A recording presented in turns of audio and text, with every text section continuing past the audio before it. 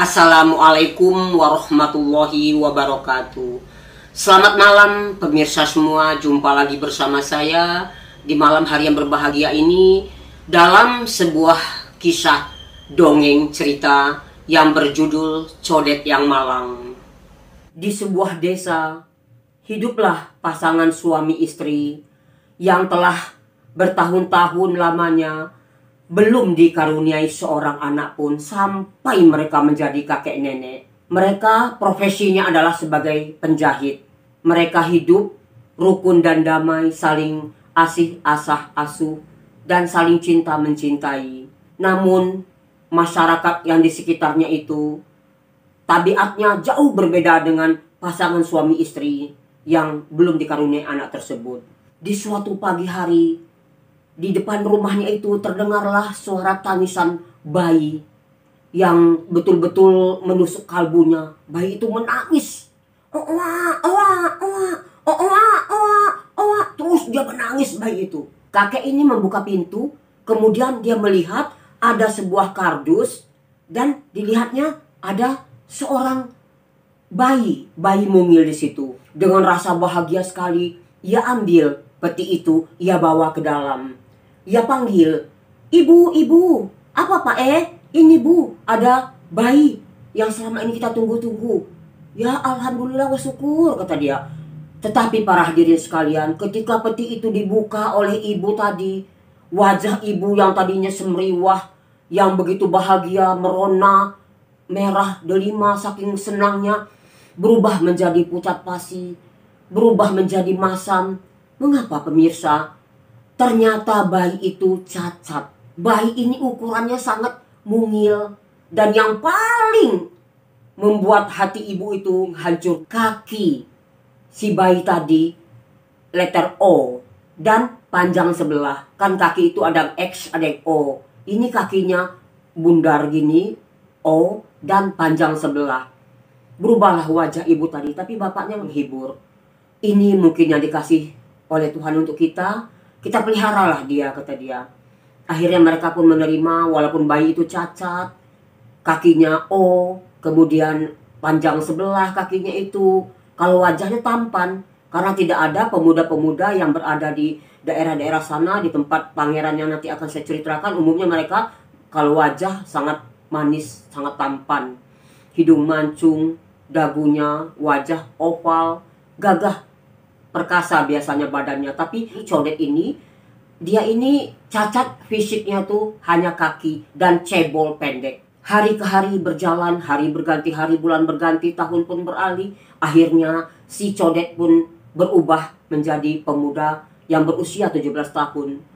Namun para hadirin sekalian, karena mayoritas masyarakat di sana itu tidak bermoral, akhlaknya buruk, sama dengan di perkampungan dulu yang dikatakan Barirah itu. Mereka ini suka istilah itu menyakiti hati orang dan lain sebagainya. Sehari-hari ibu dan ayah angkatnya ini menjahit, mencari nafkah. Kemudian kalau si Codet ini bermain keluar, ia selalu dibully, selalu dihina oleh orang-orang sekampung itu.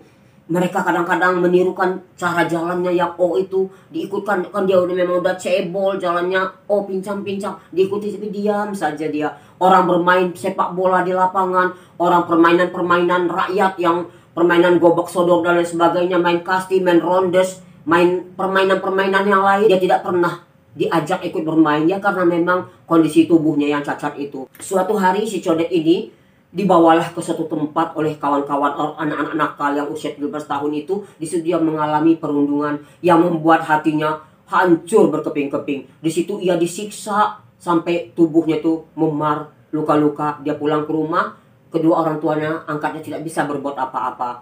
Nah, malam itulah para hadirin sekalian, raja jin, raja setan, raja iblis masuk ke dalam pembuluh darahnya. Dia sudah bertekad, aku akan membunuh provokator daripada semua ini. Tetangga sebelah rumahnya, benar.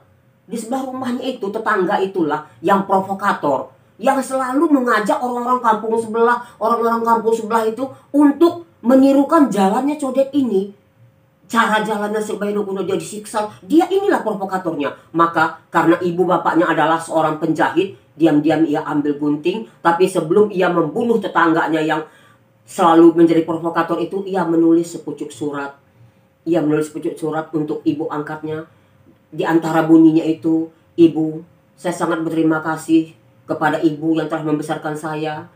Saya selalu dibully, saya selalu disiksa, dihina, diejek, dicaci. Saya sabar bu sampai umur 17 tahun. Tak ada seorang gadis pun yang mau mendekati diri saya. Padahal kalau wajah saya tampan, hanya fisik saya yang seperti ini. Siapa sih bu yang mau lahir ke muka bumi ini dengan cacat? Tapi saya sudah tidak tahan lagi bu. Saya akan pergi bu. Saya akan meninggalkan kampung halaman ini. Anggaplah saya telah tiada bu di muka bumi ini bu. Tak kuat lagi hati saya bu. Saya selalu disiksa seperti ini. Badan tubuh saya sudah hancur, hati saya lebih hancur lagi," kata dia. Nah, besok harinya dia punya siasat bagaimana caranya. Akhirnya dia mendapatkan kesempatan, tetangga sebelah rumahnya itu dibawanya lah dengan berbagai alasan ke suatu tempat yang sepi, di selokan itu. Ia tujah dengan gunting bertubi-tubi. Matilah tetangganya sebelah rumah dia itu betul. Kemudian dia kabur. Dia pergi ke gunung yang sangat tinggi sekali. Di situ ada sebuah goa. Goa itu sangat besar sekali, goa itu. Nah, disitulah dia hidup 40 hari lamanya. Ya, karena ini cerita dongeng para hadirin sekalian. Bagaimana cara dia makan 40 hari itu tidak diceritakan, karena ini adalah sebuah cerita fiksi belaka.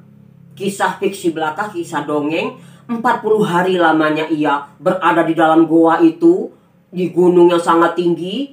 Nah, pada malam ke-40 terdengarlah suara dari langit yang menggelegar, yang mengguru.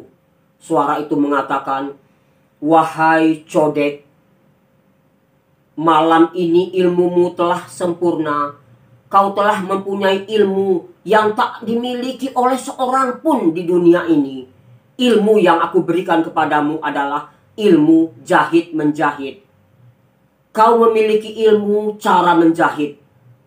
Nanti kalau kau sedang menjahit pakaian itu, kau harus berada di dalam kotak yang sangat besar. Gantungkan olehmu kotak itu di depan pintu rumahmu. Bawa ke dalam kotak itu gulungan kain yang masih di dalam bal. Bawa gunting, bawa jarum, bawa mesin jahit dan sebagainya ke dalam kotak yang besar itu.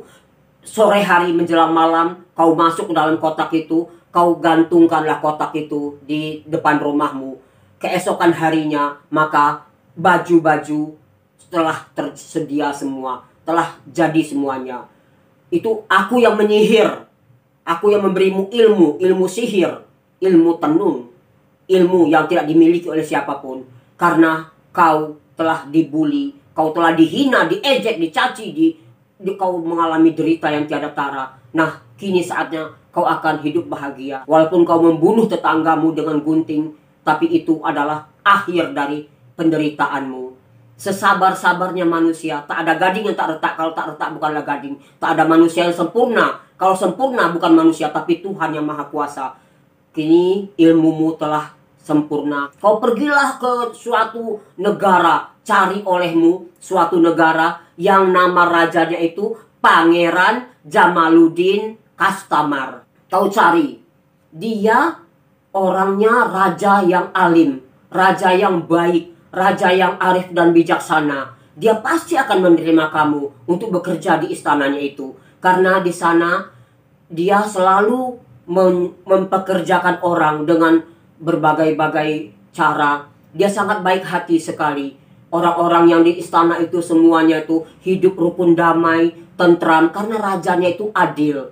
Kau pergilah ke sana, cari pekerjaan, dan pasti raja yang bernama Pangeran tadi pasti akan menerima kamu. Pangeran Jamaluddin itu tadi, Kastamar itu, sedang mencari seorang penjahit, karena penjahitnya yang lama itu telah berpulang ke rahmatullah. Baiklah, kalau begitu guru, saya besok akan pergi. Saya akan mencari di mana gerangan Raja Pangeran Jamaluddin Kastamar itu. Doakan saya guru. Baiklah, kau berangkatlah. Doaku menyertaimu, kau telah kuberi ilmu sihir yang hebat, ilmu tenung yang hebat. Berangkatlah engkau wahai muridku. Berangkatlah si Codet tadi. Akhirnya ia sampai di pintu istana.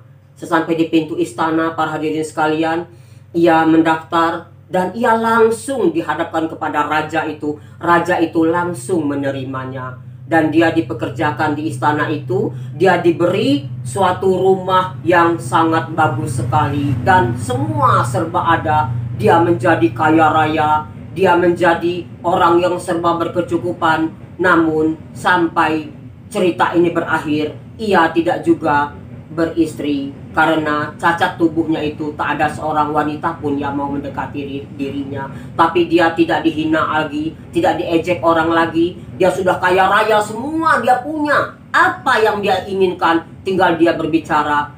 Dia sudah bahagia hidupnya.